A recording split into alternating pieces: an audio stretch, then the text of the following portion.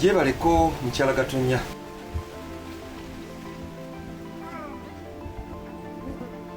Mwami Gatonnya ejali. Nze nno bannaaye ebigere bino nze nzize kwetonda kubanga nze ndaba ng'empala n'eno mu butuufu egenze wala era nga ndaba tebinda kye bigenda kutugasa.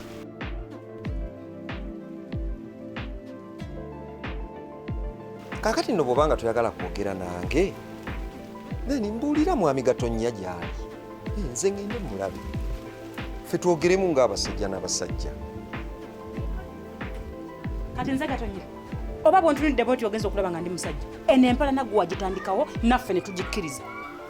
Tulina okukuwalana paka tetusobola gikomekkerezaawo olyoke omanye nti bw'otandikanga entalo omakinga sure nti nno oliziggusa.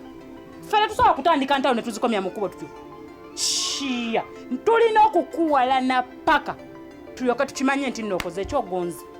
Naye nga bino bye tulimu bino bye tugenda maaso n'empala n'eno tebiina kye bitusasula okugyako okufiirwa obufiirwa. Nga tufiirwa ki? Mufiirwa enkolagana wakati wammwe nange gwani nga muliraanwa omuliraano gwokya bbiri. Kati sebo katufiirwe gwe kungula katufiirwe.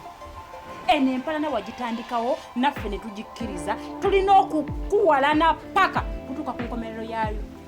Weewalanga nnyo okutandika entalo ng'omanyi toziwanguli kubanga tofiira.